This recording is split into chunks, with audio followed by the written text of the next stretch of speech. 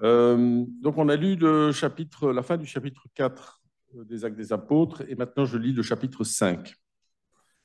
Un homme du nom d'Ananias vendit une propriété, d'accord avec Saphira, sa femme. Puis, de connivence avec elle. Il nous affiche le texte. Oui, pardon, c'est pas le bon texte. Voilà. Puis, de connivence avec elle, il retint une partie du prix, apporta le reste et le déposa aux pieds des apôtres. Mais Pierre dit, Ananias, pourquoi Satan a-t-il rempli ton cœur? Tu as menti à l'Esprit Saint et tu as retenu une partie du prix du terrain. Ne pouvais-tu pas le garder sans le vendre, ou si tu le vendais, disposer du prix à ton gré? Comment ce projet a-t-il pu te venir au cœur? Ce n'est pas aux hommes que tu as menti, c'est à Dieu. Quand il entendit ces mots, Ananias tomba et expira. Une grande crainte saisit tous ceux qui l'apprenaient. Les jeunes gens vinrent alors ensevelir le corps et l'emportèrent pour l'enterrer. 3 heures environ s'écoulèrent. Sa femme entra sans savoir ce qui était arrivé. Pierre l'interpella. Dis-moi, c'est bien tel prix que vous avez vendu le terrain? Elle dit oui, c'est bien à ce prix-là. Alors Pierre reprit. Comment avez-vous pu vous mettre d'accord pour provoquer l'Esprit du Seigneur? Écoute, les pas de ceux qui viennent d'enterrer ton mari sont à la porte. Ils vont t'emporter, toi aussi. Aussitôt, elle tomba aux pieds de Pierre et expira. Quand les jeunes gens rentrèrent, ils la trouvèrent morte et l'emportèrent pour l'enterrer auprès de son mari.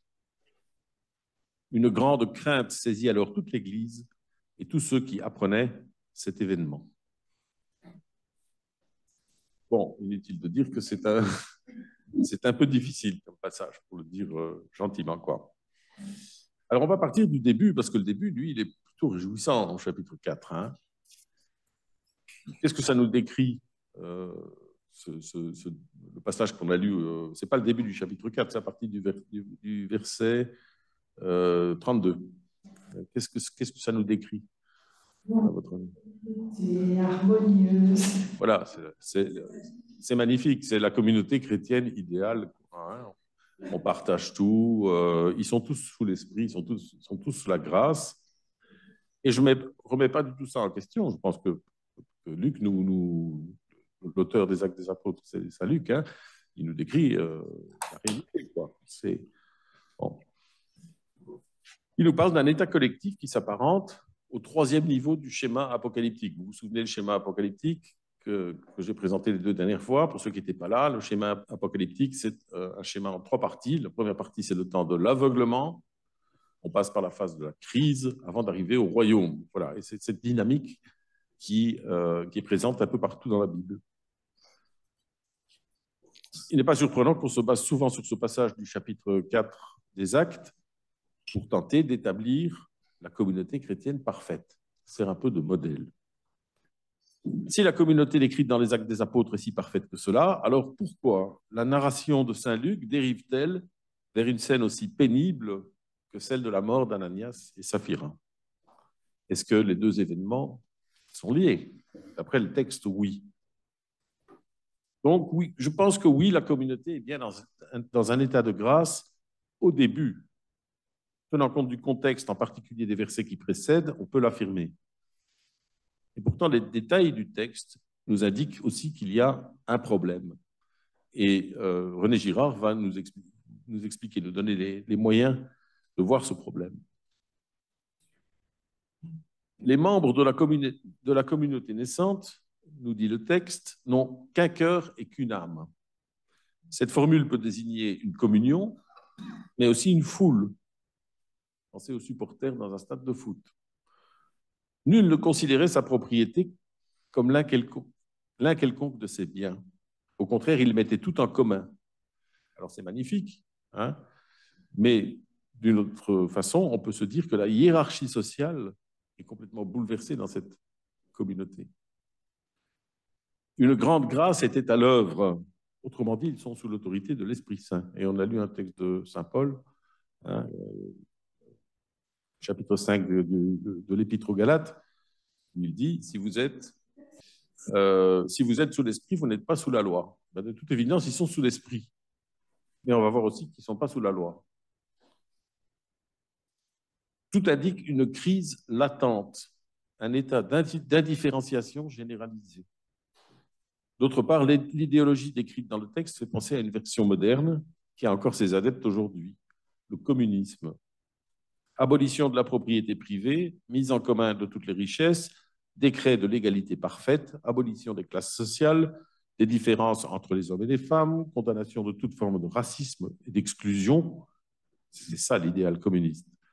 Lénine annonçait aussi l'abolition de l'État une fois la révolution accomplie. Bien sûr, il y a une différence fondamentale. La première communauté chrétienne était composée de personnes converties à la parole du Christ. Ils étaient tous volontaires. La révolution bolchevique était le fait d'un mouvement politique au départ minoritaire qui a conquis le pouvoir par la force et ensuite a imposé son idéologie. Mais l'objectif final, quand on lit le texte, on se dit que ce n'est pas tellement différent. Le verdict de René Girard est sans appel. Lorsqu'une société présente ces signes, c'est qu'elle est en crise. Laissez-moi vous rappeler quelques bases de la théorie mimétique. Le mimétisme est un phénomène psychique d'une telle puissance que rien ne peut arrêter sa contagion dans la communauté. Lorsque les désirs ne sont pas bridés par la loi, ils conduisent inévitablement à la multiplication des doubles mimétiques, des relations violentes. Les relations violentes individuelles finissent par fusionner et se transformer en guerre du tous contre tous, comme l'a nommé le philosophe Thomas Hobbes.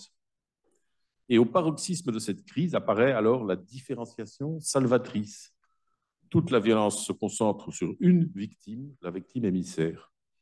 Et sa mort, son meurtre, rétablit la paix et la concorde. Girard n'hésitait pas à qualifier ce processus de satanique.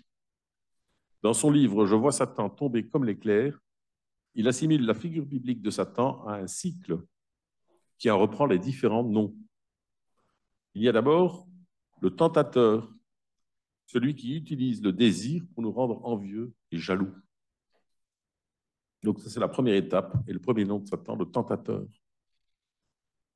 Les doubles mimétiques finissent par se constituer, c'est-à-dire que, vous avez plus ou moins expliqué ça, vous avez quelqu'un qui désire, l'objet de désir qui est montré par ce qu'on appelle le médiateur, mais au bout d'un certain temps, le médiateur finit par désirer l'objet aussi. Peut-être que ça l'intéressait peut-être pas tellement, cet objet, mais maintenant ça l'intéresse, puisqu'il lit le désir, évidemment, dans les yeux du sujet. Et ce double désir qui se rencontre forme un double, c'est-à-dire un couple de personnes dont on ne peut plus vraiment dire qui a commencé, qui désire quoi, et on ne peut pas les différencier. Ils se ressemblent de plus en plus. Et ça nous amène au deuxième nom de Satan, l'adversaire. Voilà, la personne en face n'est plus personne, c'est juste un adversaire, un obstacle. Je cite Girard, c'est la première des nombreuses métamorphoses de Satan. Le séducteur des débuts se transforme vite en adversaire rébarbatif, un obstacle plus sérieux que tous les interdits pas encore transgressés. Le second Satan, c'est la conversion du modèle mimétique en obstacle et en rival. C'est la genèse des scandales. Donc, Girard a toujours fait le lien avec le scandale. Pour lui, le scandale, c'est paradoxal parce que c'est quelque chose qui nous attire irrésistiblement. On ne peut pas s'en détacher. Et d'un autre côté, c'est quelque chose, c'est une abomination. C'est quelque chose qui nous semble absolument répugnant.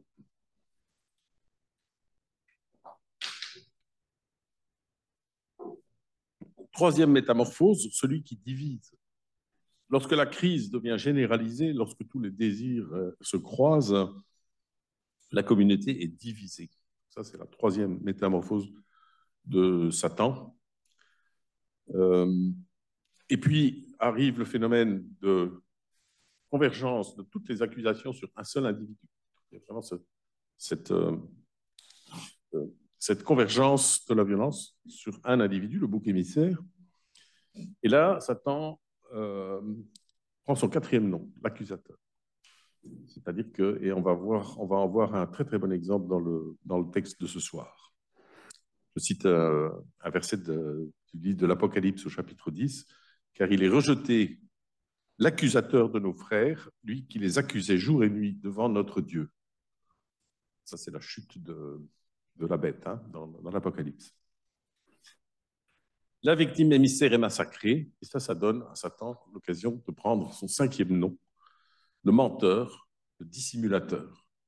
Parce que tout le processus du sacrifice du bouc émissaire repose sur le mensonge, sur la dissimulation de la violence de la communauté, qui va toujours voir le mal dans la personne qu'ils ont massacrée.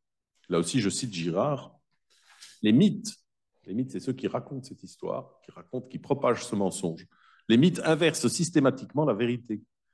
Ils innocentent les persécuteurs et blâment les victimes. Ils sont toujours trompeurs parce qu'ils sont eux-mêmes trompés. Et à la différence des disciples d'Emmaüs après la résurrection, rien ni personne ne vient jamais les éclairer.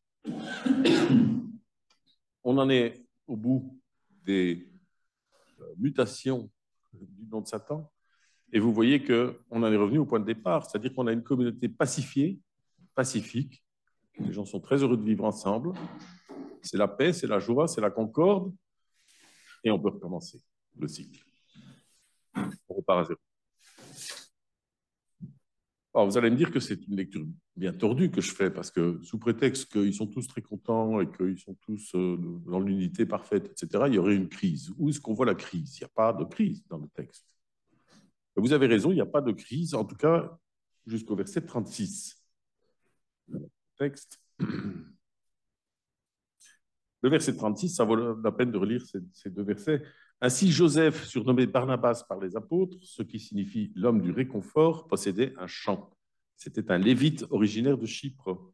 Il vendit son champ, en apporta le montant et le déposa aux pieds des apôtres.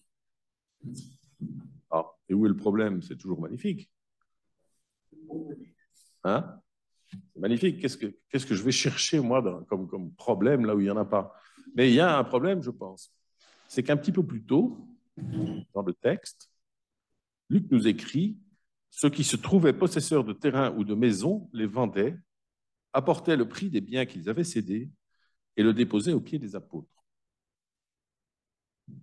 Autrement dit, ce que Luc nous décrit pour Barnabas, et ils le font tous.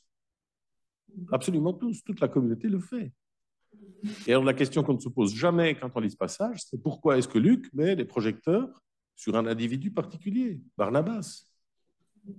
Pourquoi est-ce qu'il ne loue pas le comportement des autres? Et moi, j'ai trouvé qu'une seule explication logique à ça, c'est qu'ils ne le font pas tous. Ils ne le font pas tous. En tout cas, ils ne le font plus tous. Au début de la révolution bolchevique, les communistes étaient sur leur petit nuage. L'humanité allait enfin se débarrasser de ses plaies, l'injustice, la violence. Mais rapidement, des brèches sont apparues dans l'édifice parfait, notamment une certaine propension à ne pas trop se tuer à la tâche, puisque les revenus étaient garantis quels que soient les efforts fournis. La productivité des industries n'arrêtait pas de dégringoler. Comment motiver les braves travailleurs, les braves travailleurs de la Révolution? Heureusement, il restait quelques êtres d'exception, prêts à tout donner pour l'idéal révolutionnaire. Et l'un d'entre eux s'appelait Alexei Stakhanov. La légende voulait qu'en une nuit, il ait extrait 14 fois le quota de charbon demandé aux mineurs. Ça, c'est un héros révolutionnaire. Hein. La première tentative de relancer l'enthousiasme révolutionnaire a pris le nom de stakhanovisme, une propagande effrénée pour glorifier l'ouvrier soviétique. On voit qu'on reste proche de la théorie mimétique parce que quand on montre quelqu'un un exemple comme ça, c'est pour que les autres l'imitent. Hein. C'est vraiment, il devient un objet de désir. Et c'est exactement ça que nous décrivent les actes. C'est l'homme parfait. C'est le Stakhanov, Barnabas, c'est le Stakhanov du Nouveau Testament. Et c'est aussi la première remise en cause douloureuse de notre lecture sacrée parce qu'on l'aime bien, Barnabas. D'ailleurs, il n'y a pas de raison de ne pas l'aimer, hein, c'est pas ça que je veux dire. Mais bon. Depuis 2000 ans, nous nous sommes extasiés devant la générosité désintéressée de Barnabas, sans jamais réfléchir au message que Luc voulait nous passer. Voilà. Bon, voilà, on peut faire cette hypothèse, c'est que le bel enthousiasme du début, il a commencé à refroidir un petit peu. Hein. Évidemment, cette hypothèse un peu cynique jette un tout nouvel éclairage sur l'affaire Ananias et Saphira. Un éclairage très girardien, puisqu'il devient évident que les époux ripoux ne sont pas les seuls à garder une partie pour eux. Ils sont tout simplement les boucs émissaires, ceux qui vont payer pour les autres. La propagande positive désigner le héros, l'être exemplaire, n'a pas suffi. Il faut à présent désigner le traître, l'ennemi intérieur.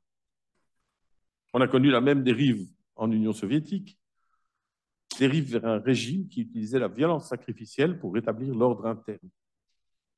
L'article Wikipédia sur le stakhanovisme est assez éclairant. En 1932, donc 1932, c'est 15 ans après la Révolution, hein, le pouvoir instaure successivement la peine de mort pour vol de la propriété collective.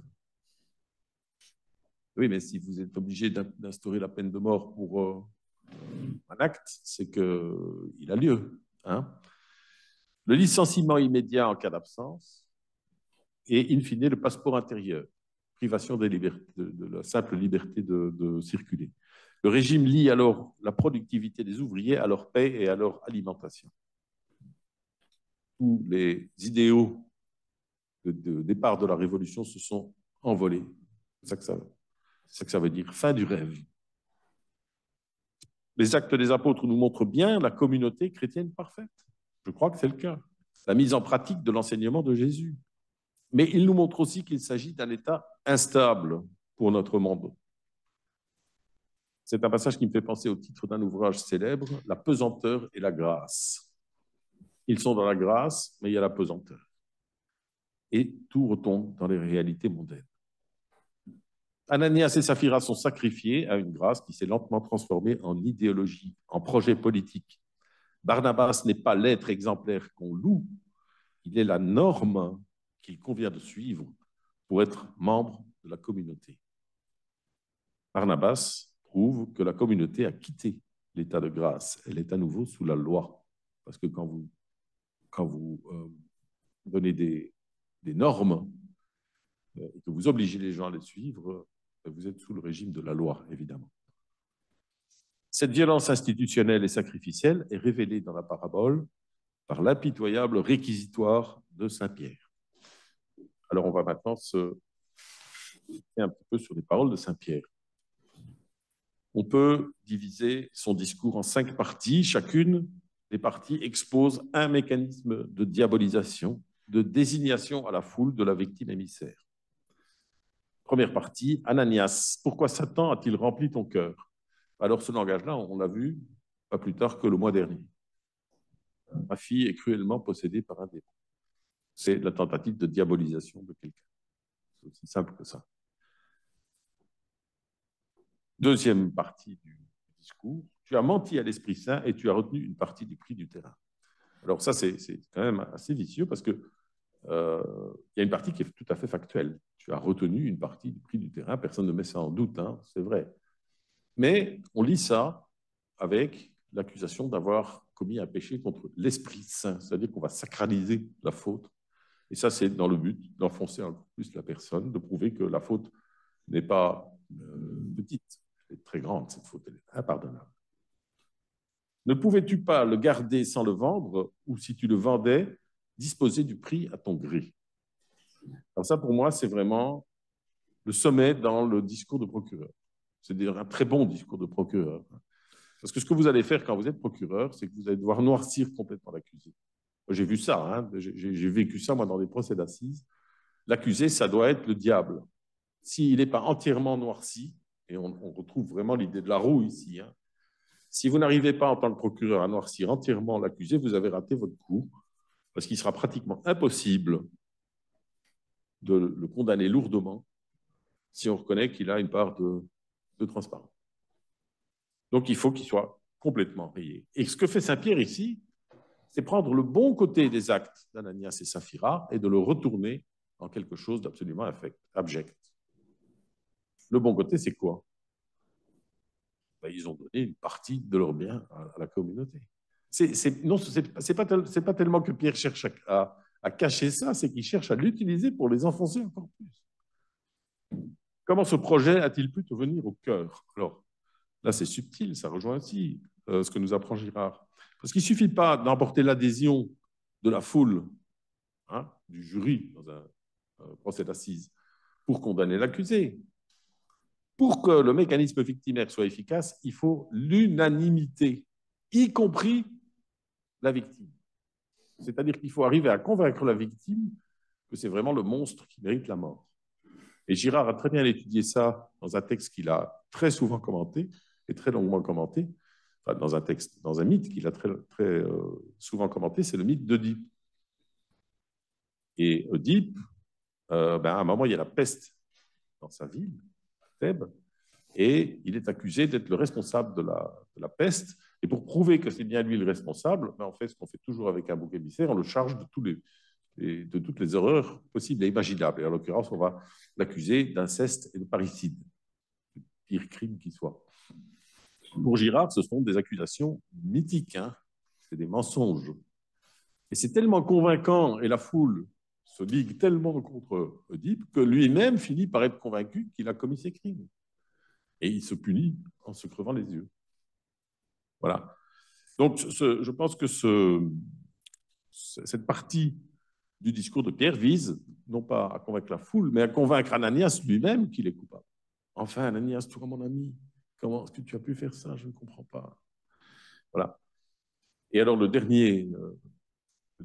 dernière partie du réquisitoire de Pierre, ça résonne évidemment avec le début. Au début, c'était l'Esprit Saint, c'était Satan qui avait rempli son cœur. Ici, c'est tu as menti tu as menti à Dieu. Voilà. Tu as menti à l'Esprit Saint, c'était la deuxième partie. Pardon, tu as menti à l'Esprit Saint, tu as menti à Dieu. Ça résonne avec ça. Voilà. Depuis 2000 ans, à de rares exceptions près, on a accepté ça. On a dit Saint-Pierre a raison, même s'il est très sévère. On est d'accord qu'il est très sévère, mais il a raison. Généralement, ce qu'on retient, ce n'est pas tellement que les époux ont retenu une partie du prix du terrain, c'est qu'ils ont menti. Ils ont fait croire qu'ils avaient tout donné. C'est ça, le péché impardonnable. Je vous signale simplement que ce n'est pas écrit. C'est assez ambigu dans le texte. C'est fortement suggéré, mais ce n'est pas écrit. Le seul qui dit qu'ils sont mentis, c'est Saint-Pierre dans son réquisitoire. Mais est-ce qu'on peut faire confiance à un procureur pour connaître la vérité? Ça, je pose la question. Depuis 2000 ans, on a accusé les époux. Alors maintenant, je vais rétablir une injustice profonde. Et vous allez le faire avec moi. Ce que je vous propose ce soir, c'est que nous prenions la place de quelqu'un qui est absolument absent de ce texte. C'est le défenseur d'Ananias et Saphira. Donc, je propose que pendant 2 minutes, chacun réfléchisse. On va faire ça avec les gens de la salle. Chacun réfléchisse un petit peu à un plaidoyer que vous pourriez avoir, mais pas un truc d'une demi-heure. Hein, simplement, qu'est-ce que vous pourriez utiliser comme argument pour la défense d'Ananias et Saphira? Je vous laisse 2 minutes pour y réfléchir. Et ensuite, on fera un petit tour ici pour... je vous remets le texte. C'est vraiment dans les bouches. Tu veux celui-là, hein? Ouais. Ça va? Qui veut commencer? Qui veut être le premier à prendre la défense d'Ananias et Saphira depuis 2000 ans? Je veux bien. Hein. Vas-y, Ariane. Moi, déjà, ça me frappe les mots. Parle bien fort au plafond. Hein, pour que... Ça me frappe de voir les mots qui sont utilisés dès le départ. Parce qu'il dit qu'Ananias se met d'accord avec sa femme pour vendre un terrain. Donc ça, c'est très positif. Il aurait peut-être pu le vendre sans demander son avis à sa femme. Ah, d'accord. Okay. Et puis il dit de connivence avec elle. Mais connivence a une connotation, on fait un truc en stummeling, enfin en caché comme ça, on se met d'accord pour mentir, alors que de connivence, non, c'est en accord avec elle. Et puis il retint, c'est de nouveau choisi un verbe qui dit comme si il garde pour lui ou quelque chose, au lieu de dire simplement, voilà, ils ont décidé de garder une partie pour eux et de donner le reste qui aurait été très positif. En soi, donc, rien que cette phrase déjà met le doute sur les deux personnes, en fait. Ouais. Alors, tu as tout à fait raison. En fait, le réquisitoire de Pierre est impitoyable. Mais Luc est le complice de Pierre dans ce réquisitoire. Il écrit vraiment son texte pour qu'on soit tout de suite dans une attitude de soupçon et négative par rapport au genre. Merci, Ariane. Quelqu'un d'autre? Si vous n'arrivez pas à les défendre, c'est qu'ils sont coupables. Hein. On est d'accord. Oui? J'ai une question, parce que comme je n'ai pas suivi les deux premiers. D'accord. Oui. L'objectif en fait de la conférence, c'est d'analyser la violence dans la vie. Oui, c'est ça. Oui. Et donc là, on analyse le fait que Ananias et sa femme soient mortes. Il y a une certaine forme de violence. Une violence, oui. Mais quel est le but d'analyser ce procès? Eh ben, on va y arriver très vite. Les autres ont suivi les conférences précédentes, donc ils ont déjà une petite idée, mais on va y arriver très vite à cet aspect-là. Évidemment, il y a quelque chose à en tirer de cette analyse, on est bien d'accord. Alors, personne d'autre ne veut prendre la défense des époux? Oui. Vas-y. Moi, j'ai peut-être pas bien lu la première partie, mais je ne vois nulle part qu'il est écrit qu'il y a une loi qui oblige Ananias à vendre son bien et à partager ce qu'il a. Il n'y en a pas. Ils sont sous la grâce, ils ne sont pas sous la loi, je l'ai dit. Hein. Ils sont absolument libres de faire ce qu'ils veulent. Mais non, visiblement, ils sont plus libres hein, quand tu lis quelque part, il se montre extraordinairement généreux en décidant d'apporter toute une partie de sa vente au pied des apôtres. Voilà, ils sont généreux, tout à fait. Ce que Pierre utilise pour les accuser, hein, je l'ai dit, ça, tout à fait. Donc, ils sont généreux, ils donnent une partie. Bon, oui. Qui d'autre? Oui, donc, on pourrait imaginer quand même, c'est que le mensonge a des explications. Ils ont menti parce qu'ils avaient peur que les autres pensent quelque chose. Voilà, on pourrait excuser leur mensonge. On pourrait aussi excuser leurs mensonges, ce que Pierre ne fait pas. Hein. Et ce que nous ne faisons pas depuis 2000 ans, parce que c'est généralement à cause de ça qu'on les condamne. Mais ont-ils menti? Ah, mais déjà, voilà, le texte, Luc rend son texte tellement ambigu. Mais pas ceux qui sont sur le prix, ils ne mentaient pas, en tout cas. Alors ça, c'est aussi très ambigu, parce que c'est dans l'interrogatoire de Saphira, ça.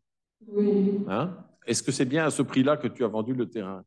Mais ou bien c'est le prix qu'ils ont affiché et c'est le mensonge, ou bien c'est le vrai prix et ils ont dit la vérité. Donc tu vois à quel point Luc met tout son texte dans une ambiguïté, dans une atmosphère ambiguë. On ne sait pas, en fait. Et pour moi, je vous avais parlé il y a une conférence ou deux conférences, je ne sais plus laquelle c'était, de l'omission, qui est un art consommé du langage parabolique. Un art consommé.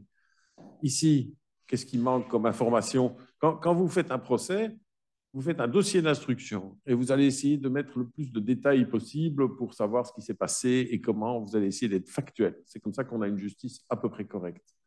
Qu'est-ce qui manque de fondamental comme information dans le dossier d'instruction? Le prix du terrain. Non. Mais tu n'es pas loin. La part qu'ils ont gardée. Parce que vous n'allez pas me dire que c'est la même chose s'ils ont gardé 2% ou s'ils ont gardé 90%, 90% pour nos amis français. Ce n'est pas du tout la même chose. Ça va complètement changer notre perception du crime. Or, Luc ne mentionne jamais la part qu'ils ont gardée. Et moi, je dis, ce n'est pas une coïncidence, et je vais essayer de vous le montrer après ça. Voilà. Oui, il y a une question? Oui. En fait, même dans l'accusation, il dit, ne pouvais-tu pas... Ah, il y a une question là-bas. Oui, il y a une question par Zoom. Oui. Je ne sais pas si une personne par Zoom voulait prendre la parole. Oui. Oui, allez-y. Oui, moi, ce qui m'étonne, c'est ce que Pierre dit, Ananias, pourquoi Satan a-t-il rempli ton cœur? Qu'est-ce que c'est que ça? Cette affirmation sans même donner la parole à Ananias. Ananias est là considéré comme quelqu'un qui est à la merci d'un accusateur. Je suis très étonné pour un procureur, alors qu'on n'a pas encore, Ananias n'a même pas encore dit quelque chose. Voilà, alors, c'est très bien vu. En fait, dans tout ce procès, l'accusé n'a pas droit à la parole. les époux n'ont pas le droit à la parole. Ils restent silencieux pendant toute la durée du procès. Et comme j'ai dit, le droit de la défense est tout à fait bafoué. C'est pour ça qu'on donne une chance, aux époux ce soir. Hein. On essaie d'en faire un procès honnête. Merci pour cette remarque. Très bien vu. Oui. Et l'argument, ne pouvais-tu pas le garder sans le ventre? C'est horrible, hein, comme argument. Ouais. Ah oui, c'est un argument de procureur vicieux, moi j'appelle ça. Oui, tout à fait. Et la suite aussi, tu le vendais, oui, disposer du prix à ton gré, ben c'est ce qu'ils ont fait. Oui. Disposer du prix à gré, une partie le donne, une partie le garde. Tout à fait. On diabolise tout, c'est ça l'idée. Et alors, moi j'ai une défense à vous proposer aussi, ici. Je vais poser la question à l'assistance ici, mais aussi aux gens qui nous suivent par Zoom. Qui, dans cette pièce, a tout donné au Christ? Tout. Ah, j'entends un grand silence. Personne ne donne tout. Nous gardons tous une partie du prix du terrain. Voilà. Sauf Barnabas, mais c'est comme Stakhanov, hein, il n'a pas fait 14 fois le quota. Oui.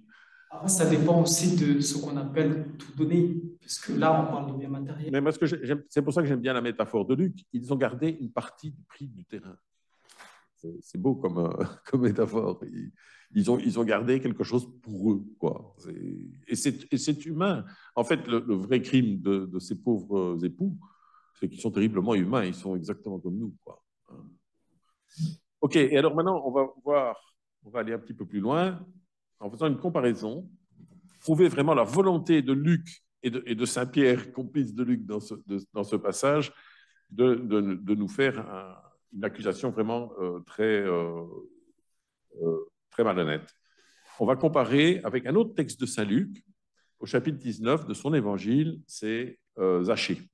Hein, vous connaissez le texte de Zachée. Et on peut comparer les deux. Je ne vais pas relire le texte de Zachée, faites-le chez vous, c'est vraiment intéressant. Mais d'abord, on nous présente le cas Zachée et le cas Ananias et Saphira, et c'est intéressant de comparer les deux.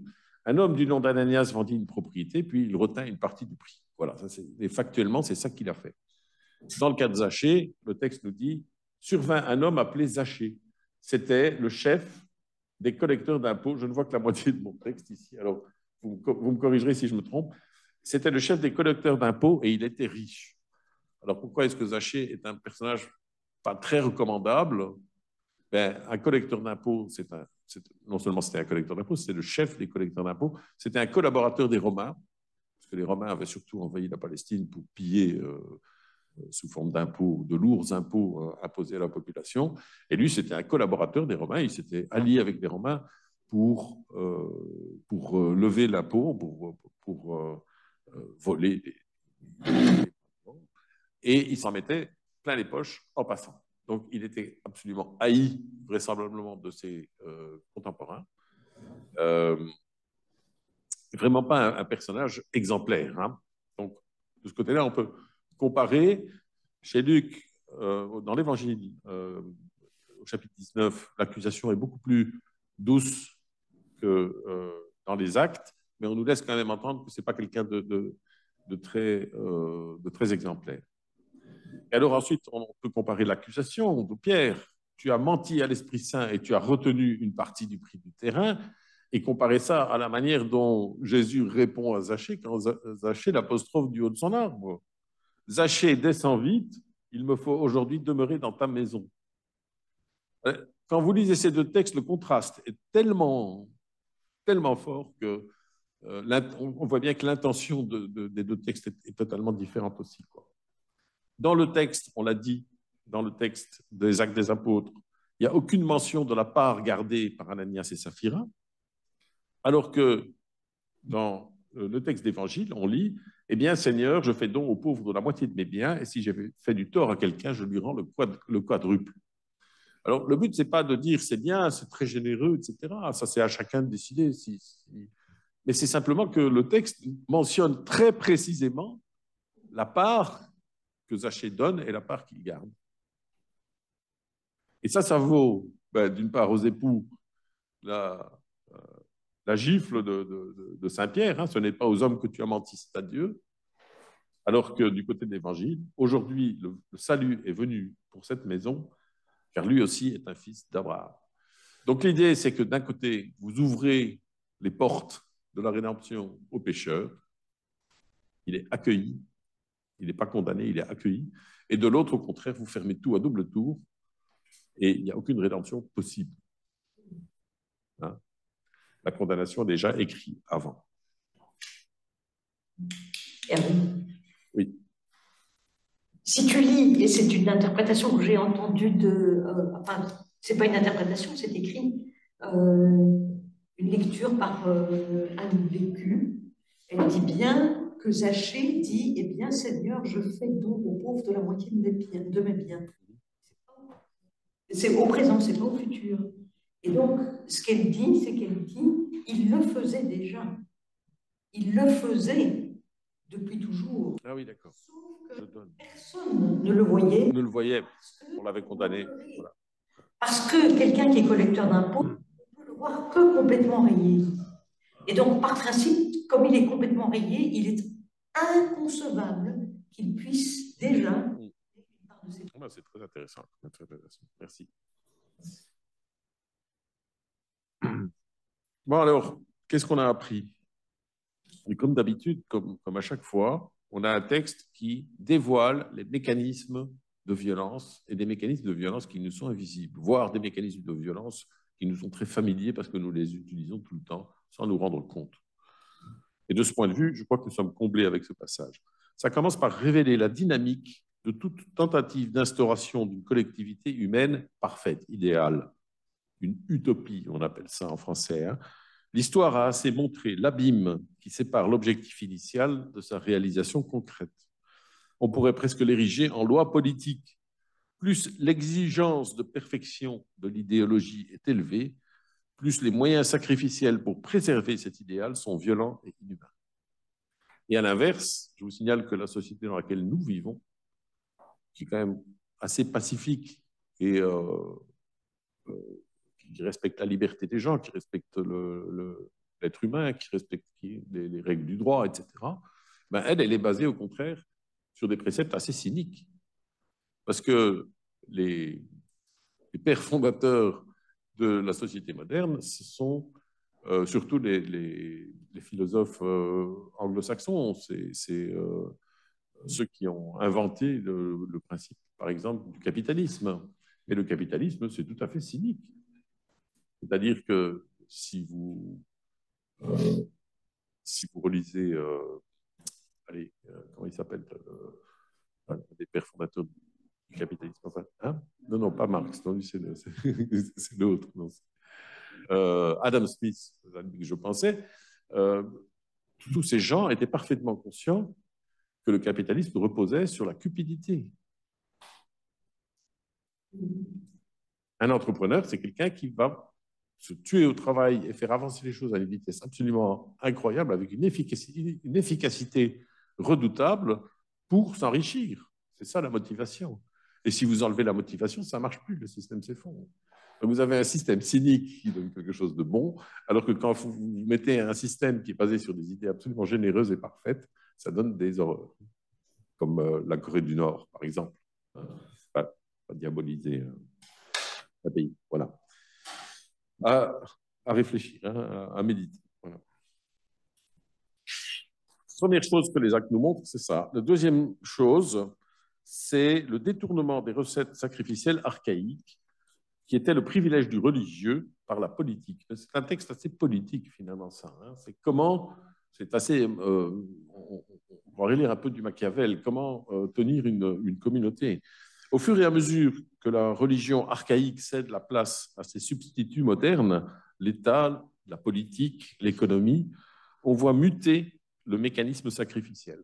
Ce n'est plus une foule anonyme qui désigne la victime émissaire, ce n'est plus une élite religieuse qui a le monopole du rite sacrificiel, c'est le pouvoir politique qui désigne les victimes émissaires. Je cite Girard, on peut comparer la dimension proprement religieuse à une substance maternelle, à un placenta originel dont les rites se débarrassent avec le temps pour se transformer en institution déritualisée. Autrement dit, ça mute, à tel point qu'à un moment, on ne reconnaît absolument plus le rite sacrificiel dans les mœurs politiques, etc. Mais pourtant, le mécanisme de base, lui, il est toujours là. Et le texte le montre assez bien, je pense. Finalement, vient la confirmation, troisième enseignement, de la troisième idée majeure de René Girard, la croix du Christ est révélation du mécanisme primaire, le mécanisme victimaire, et cette révélation le rend inopérant. Le sacrifice ne réconcilie plus. Et ça, le texte nous le montre quand même assez remarquablement, puisque après la mort d'Ananias et Saphira, qui devraient ramener la concorde et la paix dans la communauté, si le mécanisme victimaire était fonctionnel, Luc écrit « Une grande crainte saisit alors toute l'Église et tous ceux qui apprenaient cet événement. » Ce n'est pas vraiment le résultat escompté. Et la preuve que ça n'a pas très bien fonctionné, c'est qu'il faut s'y reprendre. Après avoir tué Ananias, on recommence avec Saphira. Pour moi, ça, c'est un indice que Luc nous donne de l'échec de la première tentative. Mais est-ce que la deuxième marche mieux? Mais non, au verset 11, on lit « Une grande crainte saisit alors toute l'Église et tous ceux qui apprenaient cet événement. » Ça ne fonctionne plus. Et pourquoi ça ne fonctionne plus? Mais on est tout près de la croix du Christ. À tous les points de vue, on est tout près de la croix du Christ. D'abord, temporellement, c'est à peine quelques mois ou quelques années, je ne suis pas exégète et je n'ai pas fait des recherches là-dessus, mais enfin, on voit bien que c'est un événement qui suit de très près la croix du Christ qui expose le mécanisme sacrificiel, qui le rend inopérant. Et en plus de ça, on est dans la première communauté chrétienne. S'il y a des gens qui comprennent ce qui se passe, c'est eux. Ça ne marche plus, ça ne fonctionne plus. Et ce qu'on constate aujourd'hui encore, c'est que dans tous les régimes totalitaires, la multiplication des victimes, parce que dans les régimes totalitaires, on fait beaucoup de victimes, mais la multiplication des victimes est impuissante à rétablir une cohésion sociale.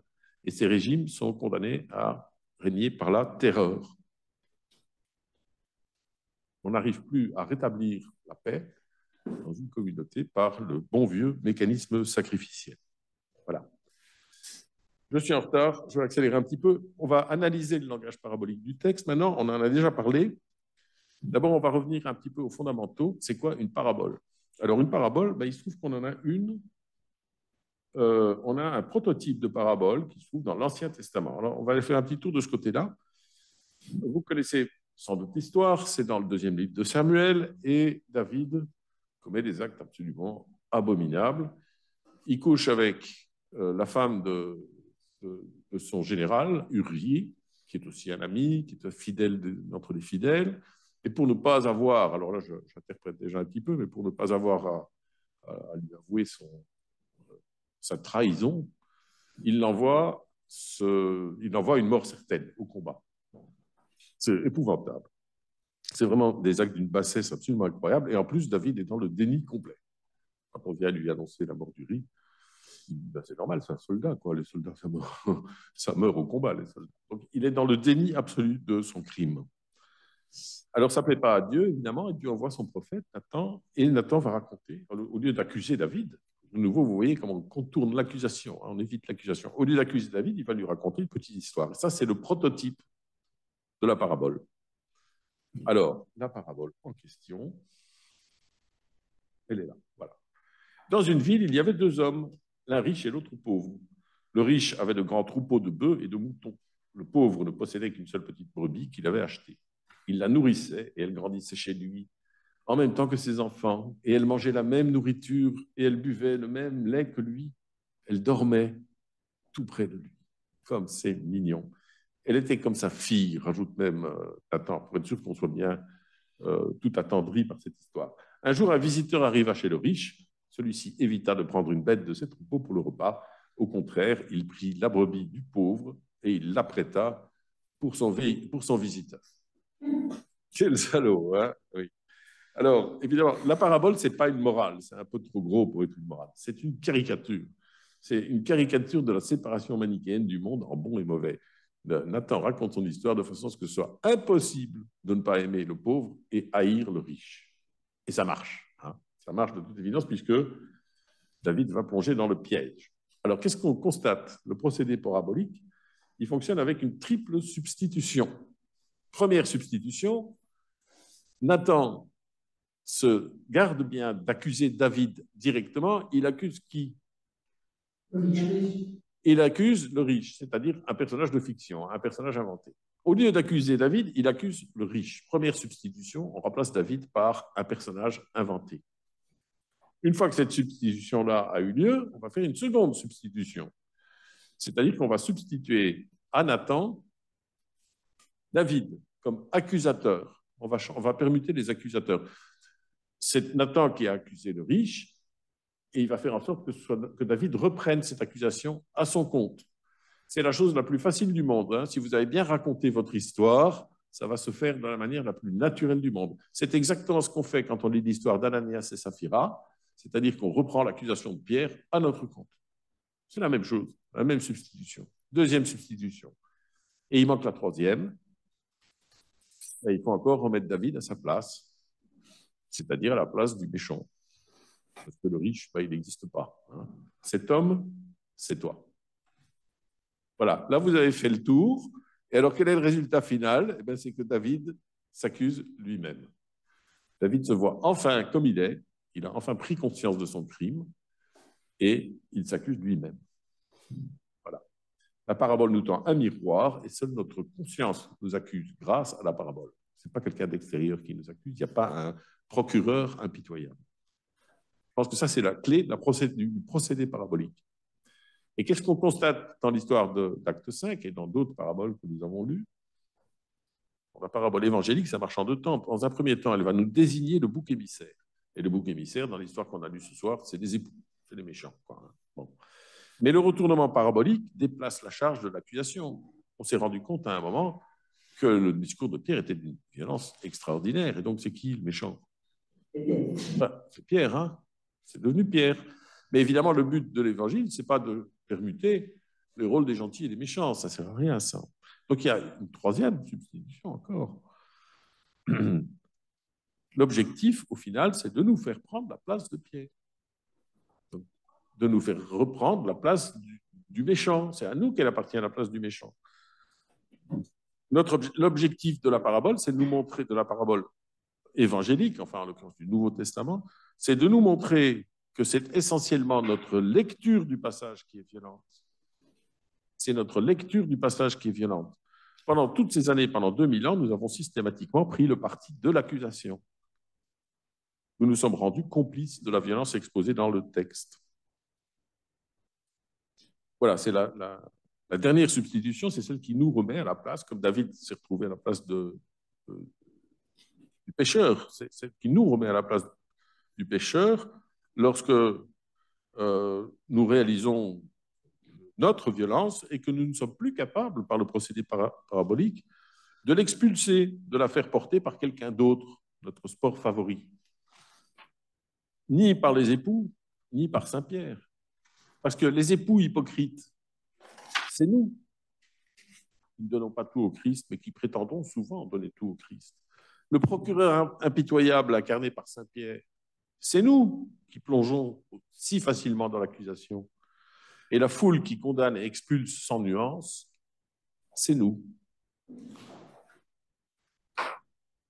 Voilà pour le procédé parabolique et ce qu'il cherche à accomplir. Ensuite, parler rapidement de la structure du texte, il n'y a pas une structure littéraire très compliquée. Moi, en tout cas, je n'en ai pas trouvé. Je n'ai pas trouvé de chiasme et de choses comme ça. Mais ce qu'on voit bien dans ce texte, ça peut sembler très étonnant, c'est qu'on part du troisième état du schéma apocalyptique, on part du royaume, tout est parfait, tout le monde vit voilà, dans l'harmonie.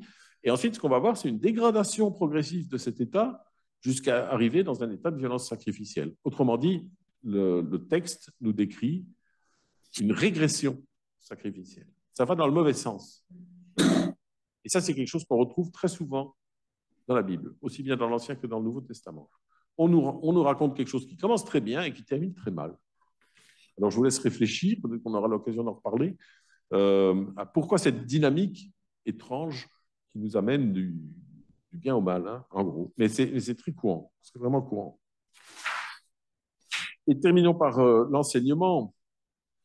Qu'est-ce qu'on peut tirer comme enseignement? Je vais aller un petit peu vite. Le texte n'est plus une morale. Il ne nous dit pas qu'il faut tout donner au Christ. On a bien compris que personne ne le faisait, donc autant abandonner ces utopies. Il ne nous dit pas combien il faut garder ou donner. Donc on n'a pas un guide d'en haut qui nous dit fais ça, etc. Au contraire, le texte, il nous rend responsables de nos vies. Il ne juge pas, il ne donne pas de morale, il nous rend conscients, c'est-à-dire qu'il nous fait prendre conscience des mécanismes de violence que nous mettons en œuvre, nous, hein, pas les méchants ou les gentils de l'histoire. Et ensuite, il nous donne pouvoir. J'aime bien le mot anglais, to empower, donner pouvoir. Et il nous donne pouvoir. Si jamais il y a un royaume à construire, ce sera à nous à le faire, avec l'éclairage des textes qui nous disent quels sont les pièges, qui nous disent quels sont les risques liés à notre nature humaine, à notre violence. Ce qu'on a surtout appris, je pense, c'est que c'était complètement utopique de penser qu'on pouvait établir le royaume de Dieu sans loi, sans cadre. Mais évidemment, c'est choquant parce qu'on va se dire, oui, mais quand même, vivre sous l'esprit, c'est pas vivre sous la loi, etc. Alors, est-ce que c'est conciliable, ça, hein, d'avoir des cadres comme ça, très rigides, qui limitent notre liberté, et de vivre sous la grâce, comme cette première communauté humaine? Est-ce qu'on pourrait imaginer quelque chose de stable qui satisfait aux deux conditions? Eh bien, je crois que oui, parce qu'on en a un exemple. Alors, je ne dis pas qu'il n'y a qu'un exemple, mais c'est celui que je vais prendre aujourd'hui. C'est la règle de Saint-Benoît. Vous connaissez la règle de Saint-Benoît, c'est celle qui régit les communautés monastiques, pas toutes, mais beaucoup quand même, hein, des bénédictins, des cisterciens, et il y en a sans doute encore quelques-uns qui la suivent. Et c'est quoi la règle de Saint-Benoît? C'est pas un texte de pur esprit, c'est une loi, c'est une règle. Elle est même extrêmement exigeante. Imaginez-vous, vous devez vous lever à 4 heures, vous avez 7 prières dans la journée, vous devez obéissance aveugle au père abbé, vous avez renoncé à toute possession personnelle, vous devez travailler, vous devez être humble, vivre dans la pauvreté, et votre hobby favori, c'est de lire les textes saints. Voilà. Et je rajouterai ici, je ne l'ai pas mis, que vous êtes censé rester toute votre vie dans l'enceinte du monastère. Insupportable, limitation de notre liberté pour l'époque moderne. Mais c'est un cadre, et donc ça appartient bien au premier niveau, ça appartient au niveau de la loi. Il faut pas. Je crois que là, il y a une petite confusion, parfois, dans l'Église, parce qu'on a tendance à sacraliser la loi, à dire la loi, elle est divine, etc. Non, c'est un cadre. C'est un cadre. Mais c'est un cadre remarquablement intelligent, parce que si vous regardez ces exigences qui sont demandées aux moines, elles ne sont absolument pas arbitraires. Elles sont toutes liées justement à cette connaissance de notre violence que les paraboles viennent nous montrer. Par exemple, si vous devez obéir au père abbé, c'est pour éviter qu'il y ait des jalousies, des luttes d'influence, des luttes de pouvoir. Au moins, là, les choses sont claires. C'est lui qui a l'autorité, ce n'est pas les autres. Si vous devez vivre dans l'humilité et dans la pauvreté, renoncer à toute possession, c'est parce que Saint Benoît avait bien compris le danger de posséder des objets de désir. C'est évidemment automatiquement éveiller l'envie et la jalousie des autres. Là, il n'y a plus ce problème-là. Donc, en fait, toutes ces règles sont toujours liées au danger de la violence mimétique. Et elles sont librement consenties. Personne n'oblige les moines à les suivre. Vous pouvez quitter le monastère à tout moment. Donc, je ne vais pas vous dire que c'est la solution parfaite et que tout le monde doit vivre comme dans un monastère cistercien. Ce n'est pas ce que je veux dire, mais je laisse à votre réflexion le fait que je pense que Saint Benoît avait très, très bien vu la nécessité d'avoir un cadre, même si on voulait vivre dans une communauté chrétienne parfaite, la nécessité d'avoir un cadre intelligent et bien choisi, et que ce n'est absolument pas incompatible justement avec ce troisième état, l'état du royaume. Et je vais en rester là. Je pense qu'on a déjà pas mal débroussaillé pour ce soir. Donc, merci beaucoup pour votre écoute attentive et votre participation active.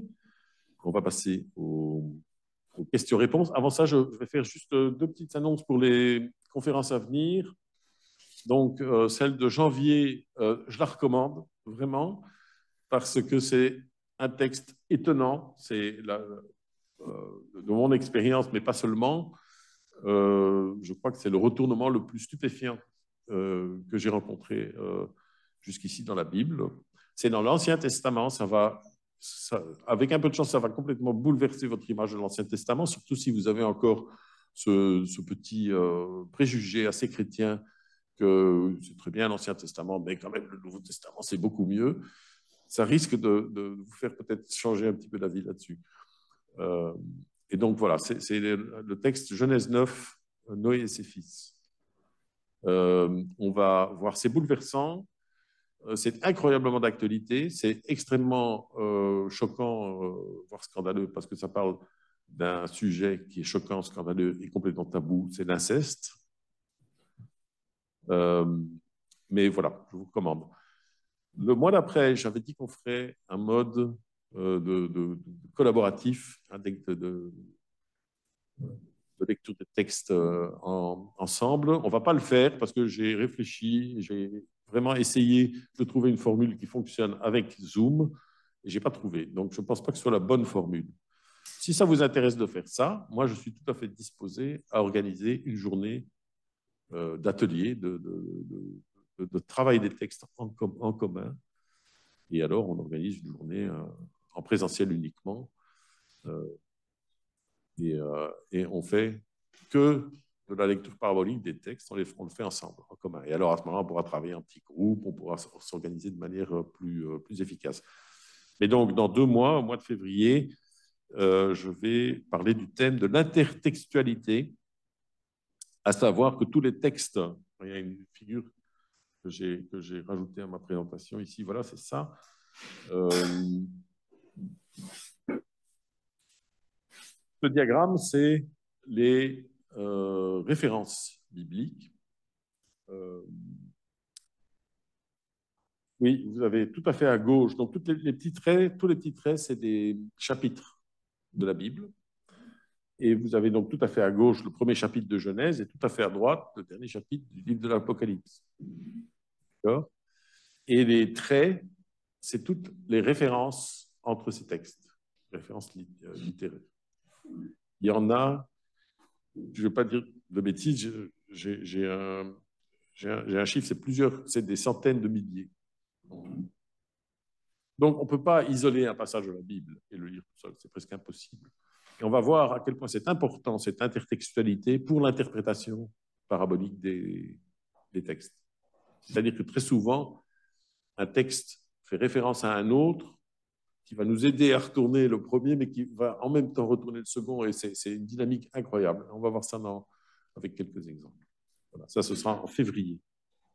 Voilà. Merci beaucoup. Encore une fois, merci pour votre participation. On va passer aux questions-réponses. Et comme d'habitude, on va laisser le temps aux